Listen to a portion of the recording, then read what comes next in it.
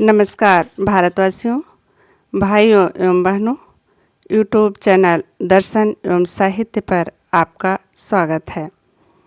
युगनायक स्वामी विवेकानंद की biography summary series की पिछली कड़ी में हमने जाना संघ प्रतिष्ठा एवं श्री रामकृष्ण की महासमाधि।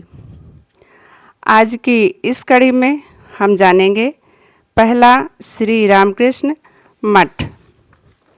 श्री रामकृष्ण के तिरोधान के एक सप्ताह के अंदर ही आश्चर्यजनक घटना घटी। उस दिन रात के प्रायः 8 बजे श्री रामकृष्ण के भक्त हरीश के साथ नरेंद्रनाथ उद्यान भवन के पश्चिम में स्थित तालाब के किनारे खड़े खड़े बातचीत कर रहे थे।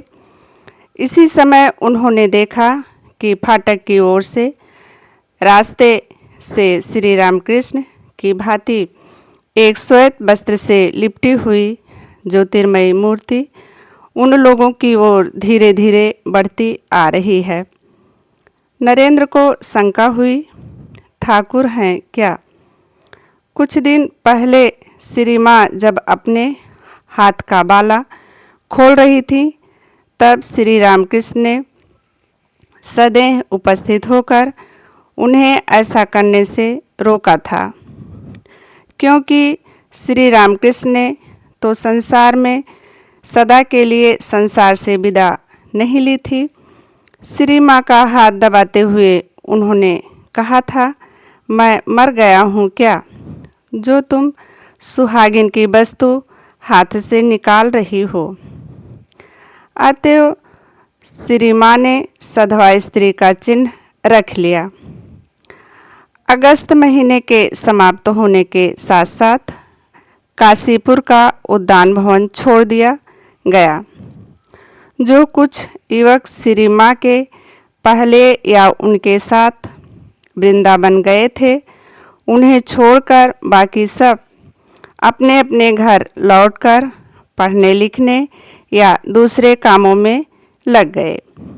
श्री रामकृष्ण देव की महासमाधि के बाद के दिनों में लोक दृष्टि में दुख से भरे, विफलतामय और निराशा से पूर्ण होने पर भी हम देखेंगे कि स्वयं श्री रामकृष्ण अदृश्य रूप से अपने उद्देश्य की सिद्धि के उपाय कर रहे थे। उनके भक्त और रसददार सुरेंद्रनाथ मिश्र श्री रामकृष्ण, जिन्हें सुरेश कहकर पुकारते थे, एक दिन ऑफिस से लौटकर पूजा घर में ठाकुर के ध्यान में लीन थे। उसी समय उन्हें एक दिव्य दर्शन हुआ। उन्होंने अचानक देखा कि श्री रामकृष्ण उनके सामने प्रकट होकर कह रहे हैं, तू क्या करता है? तेरे बच्चे सब राह भटक रहे हैं, पहले उसकी कोई व्यवस्था कर। यह सुनते ही सुरेंद्र पागल की भांति अपने ही मोहल्ले में रहने वाले नरेंद्रनाथ के घर पर शीघ्र आ उपस्थित हुए और सारा वृतांत सुनाकर अश्रुसिंचित स्वर से कातर भाव से कहा, भाई एक आश्रम बनाओ जहाँ श्री रामकृष्ण देव का चित्र, भस्मादि और उनके द्वारा व्यवहार में लाई गई वस्तुओं को रखकर नियमानुसार पूजा अर्चना हो सके, जहाँ काम कंचन त्यागी तुम भक्तगण एक स्थान पर रह सको।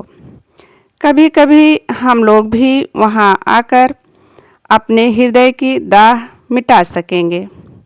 मैं काशीपुर के बगीचे में श्री रामकृष्ण की सेवा के लिए जो कुछ दिया करता था, वह अभी भी दूंगा।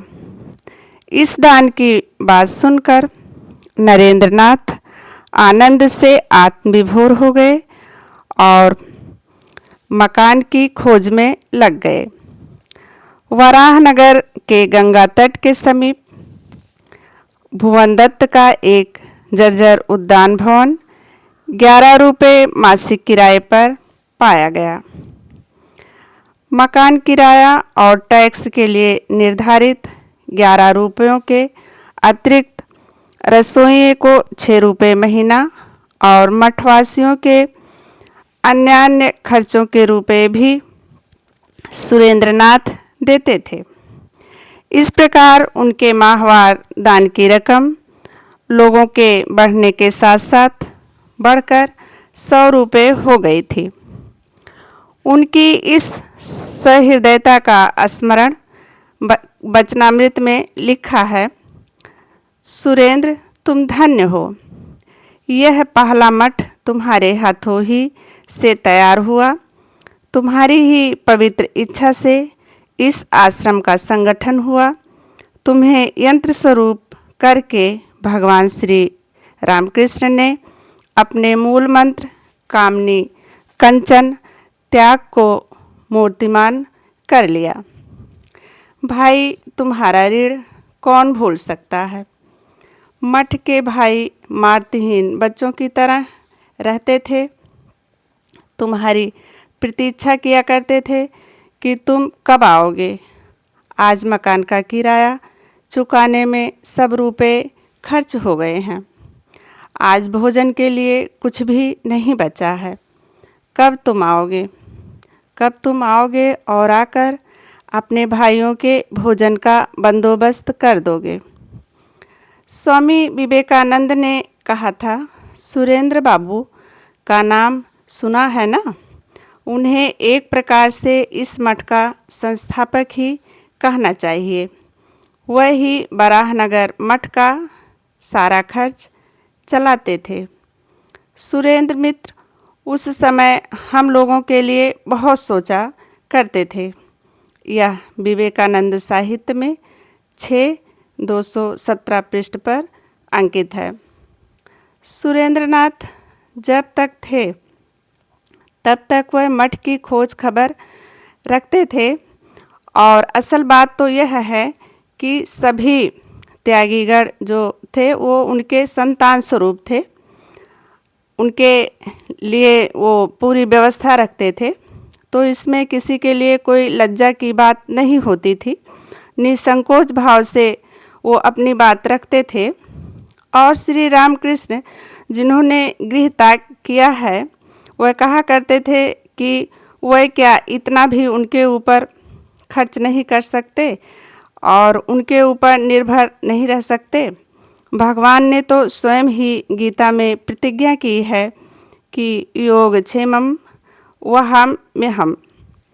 तथापि सुरेंद्रनाथ सामर्थ्य के अनुसार खोज खबर रखते और व्यवस्था भी करते थे। मानव जीवन के आवश्यक और अनिवार्य विभिन्न पक्षों के साथ वराहनगर मठ की मूलधारा आध्यात्मिकता बहुत दिनों तक केवल गतानुगतिक रूप से अनिवार्य नहीं थी बल्कि नित्य बढ़ती ही जा रही थी। दुख, दरिद्रता, अपमान, अत्याचार, उपवास, रोग यातना आदि के रहने पर भी मठवासियों ने उन दिनों जिस आध्यात्मिकता की धारा बहाई थी वह सैकड़ों वर्षों तक निर्विवाद रूप से हजारों मानव जीवन को फल फूल से समन्वित करेगी। नरेंद्रनाथ के नेतृत्व में मठ जीवन की प्रारंभिक अवस्था में इस गहनता के साथ था कि संपूर्ण विश्व के लिए सामूहिक चिंतन।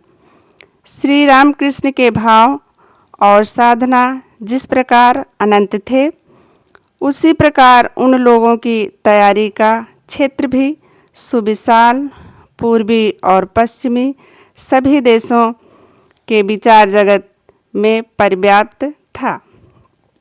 उन लोगों ने मानो उसी समय समझ लिया था कि श्री रामकृष्ण का आगमन केवल भारत के लिए नहीं बल्कि विश्व मानव के लिए हुआ था।